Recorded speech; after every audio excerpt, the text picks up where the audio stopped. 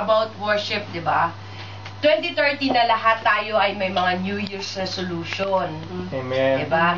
Lagi natin sinasabi na this year, ito ang mga list na gagawin at ibabaguhin ko. Sometimes kahit Christian at believer na tayo, nakikiuso pa rin tayo eh, di ba? Na parang, di ba, parang, kailangan ko ng may list. Di ba, alam mo yun, yung parang, kailangan ko ng may list, I need to do this, I need to do that. Kasi ganun tayo eh, normal sa atin yun bilang tao. Ngayong 2013, God have a revelation to us on how to worship Him with a pure heart. Alam niyo ba kung paano magkaroon ng pure heart? Yeah. Si Mimi lang nakasagot. Diba? Ang pure heart ay puro. Purong-puro. Walang halo, walang kupas. Diba? Ang pure, puti, dalisay. Diba? Sinasabi dito na hindi ka magiging pure kung may bahid kang mancha. Diba? Sabi dito. Iyon pala yung pure heart. Sabi ni God.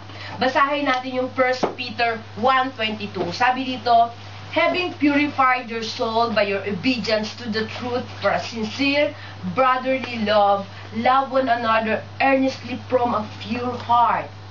God revealed us to be obedient to the truth. Diba, if you are truly know our God, you know the truth. Alam niyo naman ang katotohanan, di ba? Sabi nga sa kanta, di ba? The truth will set you free. Amen. If you continue walking with our God and continue obeying Him, you can gain pure heart.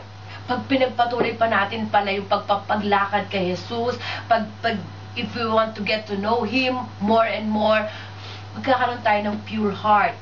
Sabi din dito, love one another brotherly.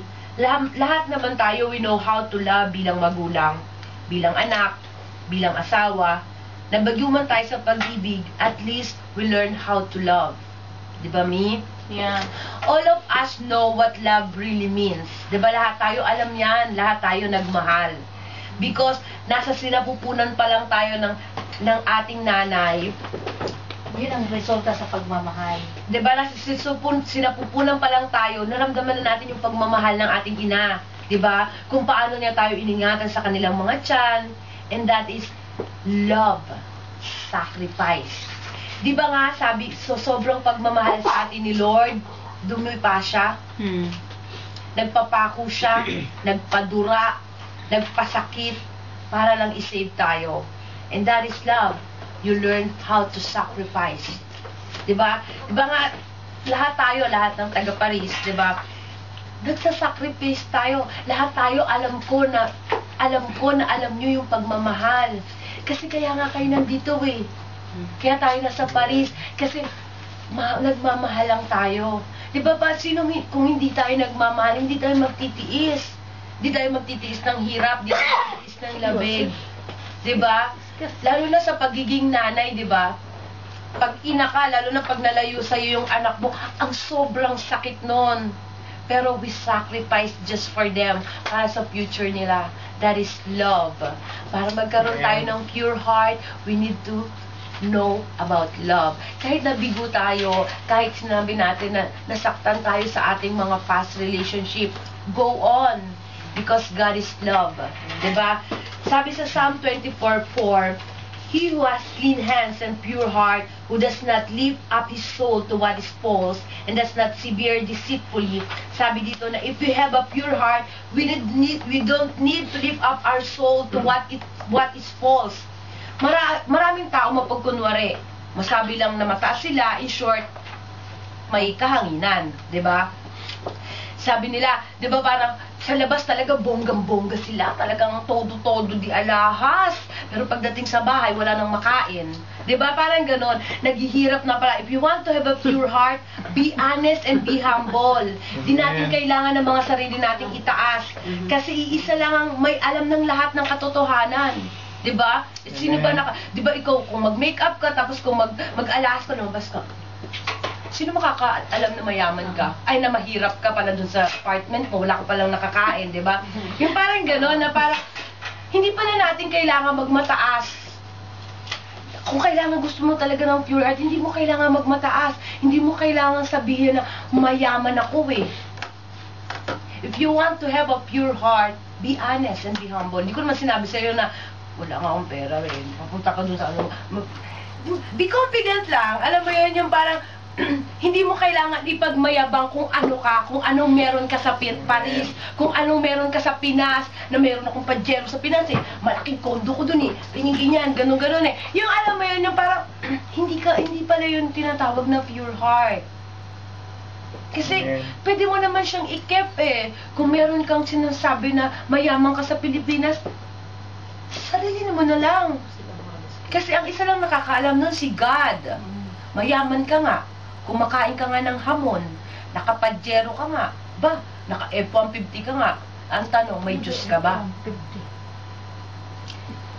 Masaya lang sila sa lupa. Masaya lang sila, nakakapagmanyo ng F-150, nakakakain ng hamon. Pero pagdating sa langit, mas masaya tayo. Kasi hindi lang F-150 ang i-drive natin. At hindi lang hamon ang kakainin natin. Naglalakad tayo sa ginto. Alam niyo yun? Sabi dito, di ba minsan pag galit, tapos di ba sabi dito, deceitfully. Minsan di ba pag galit tayo, yung talaga, minsan kahit Kristiyano tayo, di ba pag nagalit tayo, sumusumpa tayo eh.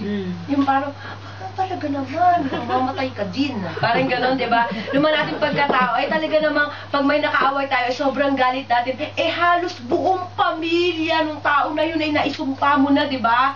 If you want to worship our God with pure heart, lahat ng lumang pagkatao, eh dapat na natin kalimutan. Because if you receive our God, you're a new creation. Sabi, di ba? Sabi sa Timothy 1:5, the aim of our charge is love that issue from a pure heart and a good conscience and sincere faith. If we want to have a pure heart, we must have a good conscience. Example nito, yung safeguard. Alam mo yung patas-tas ng araw, ako ang konsensya mo. Diba? Na parang, pag kunyari, parang pag pure heart tayo, mayroon tayong magandang konsensya. Hindi na natin iintindihin yung nagsasabi, di ba? Alam mo ba yung may napanood akong pelikula nun eh, yung may demonyo, may ano, na parang, if we receive our God in our heart, wala na pala yung, sabi, hindi tumalong ka. Di ba yun, may nagtatalo sa utak mo na, oh, gutom ka naman eh. Hindi, di ba sa fasting, di ba? May oh, gutom ka naman. If you have a pure heart, lahat pala yun dalisay. Lahat ng iisipin natin dalisay. We must have sincere faith. Lahat naman tayo may faith. Kasi di naman tayo makikinig sa Word of God if you don't have faith. But God wants a sincere faith na lagi nating iisipin na God have planned for everything. Kahit may dumating nating problema, sabihin natin yung sinabi ni Pacquiao, sabihin mo sa malaking problema mo, may malaki akong Diyos. Just hold on your faith in God's timing. All be smooth according to His plan. Di ba minsan nagtatanong tayo, lalo na pag malaking problema natin, lalo na yung parang ano na lang, bakit ganito? Bakit ganyan? Na parang, don't ask God. Wait for God. Diba sabi, nabasa ko nga kay Joyce Meyer, patience hindi pala yung tinuturo kung paano ka maghintay. Ang patience pala, nagtuturo yun na kung paano ka lalakad sa napakahabang lugar. Napakahabang timing. Kasi si God hindi naman yan ato sweet eh.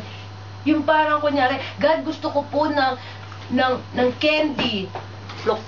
Hindi ka naman ganyan. Hindi magikero si God. Kaya niya binibigay yun in His time kasi planado. Kunyari may nangyari man sa'yo na hindi kagandahan sa past mo, kasama yun sa plano. Kasama yun lahat. Kung nasaktan ka man sa past mo, kasama yun. Kumbaga, hindi ka makakagawa ng isang building kung walang bukbok. Kasama lahat yun.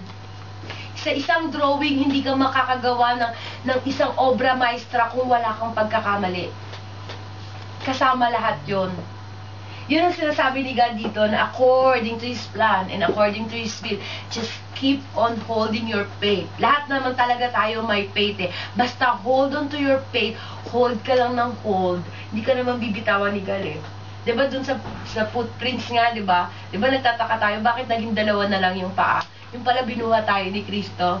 Diba yung gano'n na parang, Amen. just wait for the right timing.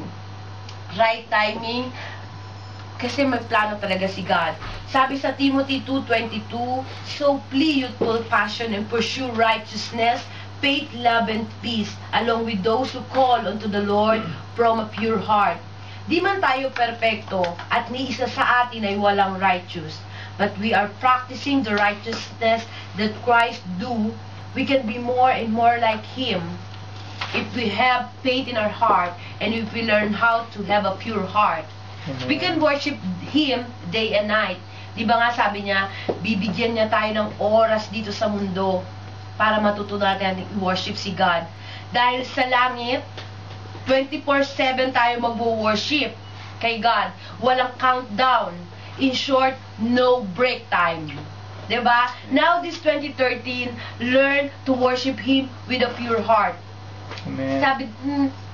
Sabi niya, let's worship Him with a pure heart. Kasi, di ba, parang, katulad kanina, di ba, parang alam nyo, sa totoo lang, bilang isang worship leader, hawak ko lahat eh.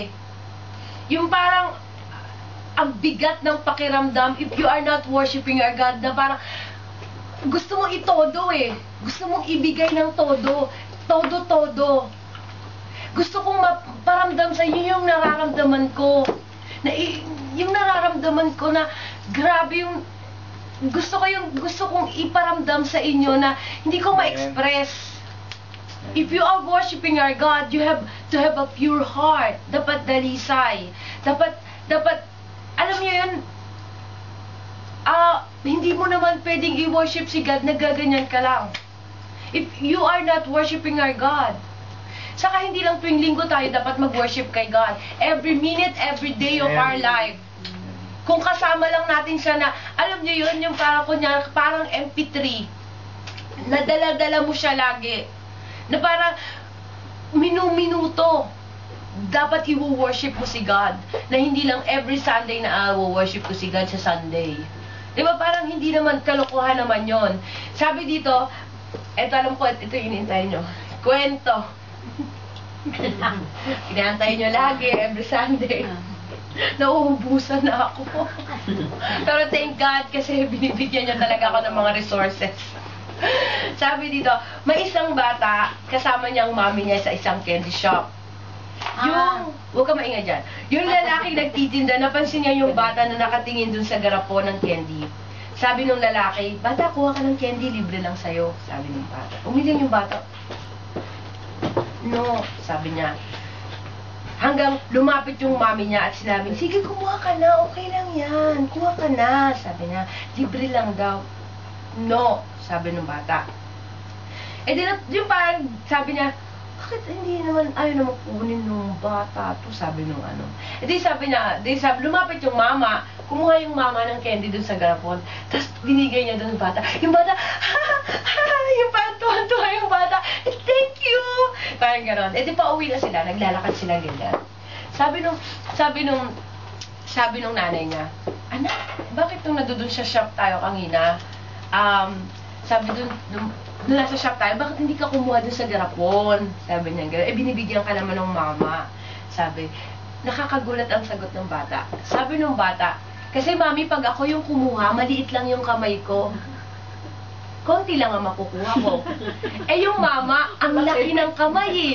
Pag siya yung kumuha, talagang ang dami. Tingnan mo, ang dami kong uwi ngayon. Di ba? Ang moral lesson, kung tayo lang ang kikilos sa buhay natin, hindi natin makukuha ang gusto natin marating. But if you allow God to do everything, lahat ng gusto mong gawin sa buhay mo ay makukuha mo dahil hinayaan mong si Lord na maging driver mo. To God be the glory. Happy New Year. Amen. Amen.